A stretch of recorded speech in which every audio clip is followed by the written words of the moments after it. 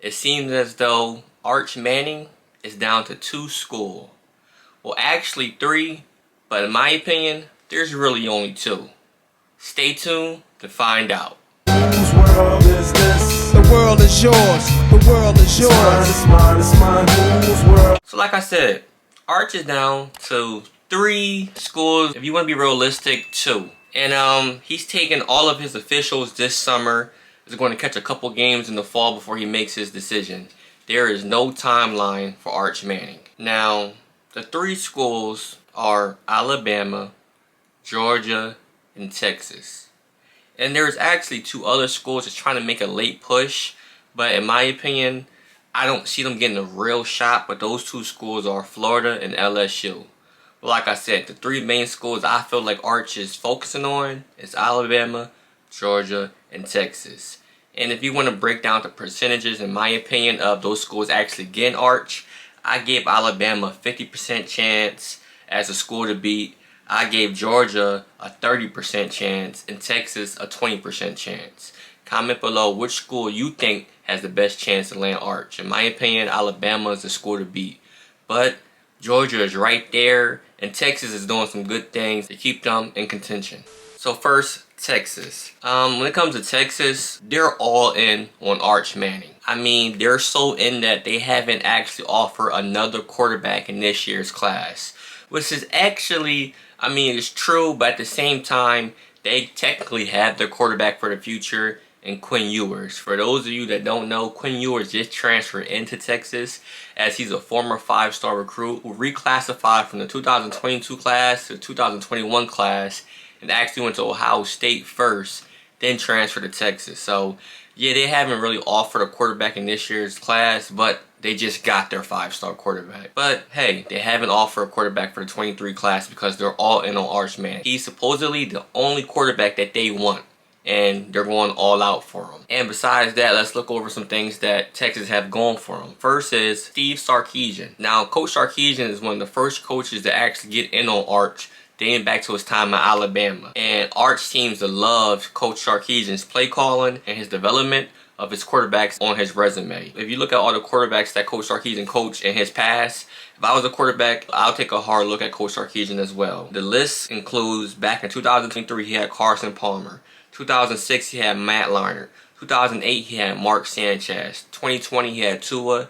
And in 2021, he had Mac Jones. Well, that's a pretty good list of quarterbacks he has on his resume. And like I said, if you're a 5-star quarterback, you're going to take a little deeper look at those guys and be like, hey, maybe Coach Sarkisian has something going on. So besides Texas only offering Arch and Coach Sarkisian, he also had a couple of visits to Texas that were described as being great. I mean, Texas went all out to the point where they even gave Arch a hard hat to go on campus because they're doing some construction to their campus to make things even better. But they wanted Arch to see it so bad that they gave him a hard hat just for him to see. That's called dedication. And last but not least, the recruiting at Texas. They actually just signed the best offensive line recruiting class in all of America, which is very important for a quarterback. You want those guys in front of you, blocking for you, and protecting you.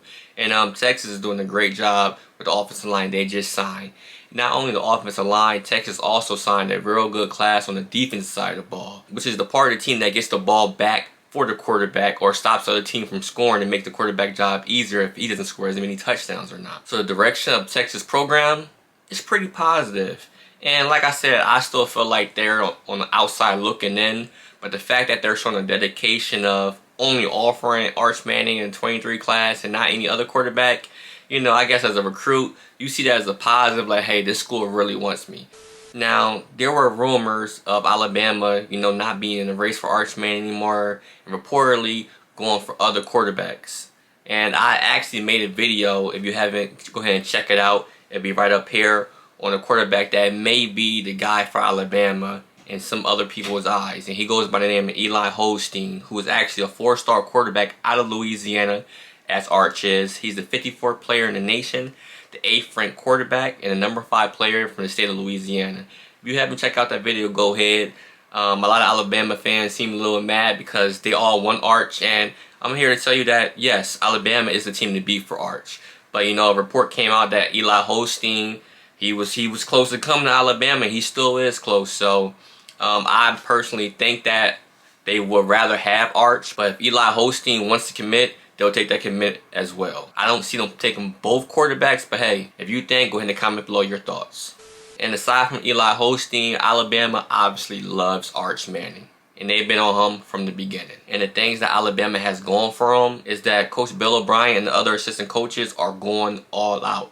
I mean, it's been stories of these guys going to Arch Manning's high school coach, who was also an elementary school gym teacher. So they've been to the elementary school pushing kids on swings just to get that further connection and that good relationship with Arch's high school head coach to get in the door a little bit further than some other coaches.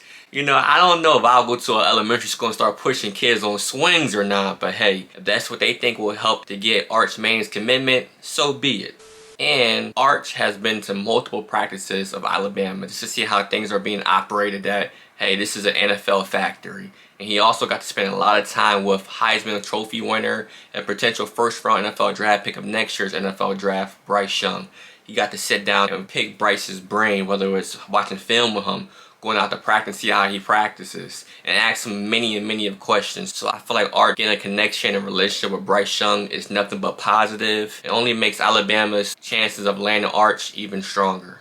And last but not least, Georgia, who I think is right below Alabama when it comes to their chances of getting Arch committed. Arch and his family just loves being in Athens, and they view it as a great college town. Arch's family, they know a bunch of people on Georgia staff when it comes to Kirby Smart and Will Muschamp. And the things that Georgia has going for him is, you know, UGA's pro-style offense speaks positive to Arch. You know, he wants to go to the NFL. The fact that Georgia's already doing it, you know, it'll make that transition from college to NFL that much easier for Arch. And also, just the caliber of play that's being played at Georgia, and they just won a national championship. So Georgia's kind of that wild card because in Arch's eyes, they have a great college town, so he can see himself living there. They have that pro-style offense, and his family knows a lot of people on that staff. So Georgia is in a real good situation right now. But like I said, at the end of the day, I think Alabama is the school to beat. Comment below your thoughts on Arch Manning's recruiting process. Do you think these are the 3 top schools? If so, rank them. Do you think Alabama's first right now? Do you think Georgia's second and Texas is third? Because that's how I view it as of right now. And you know, schools 4 and 5 is Florida and LSU. But comment below your thoughts. And while you're at it, go ahead and leave a like on this video if you like this kind of content. And like I always say, if you love college football or college football recruiting, go ahead and subscribe to the channel right now because it's free. But until next time,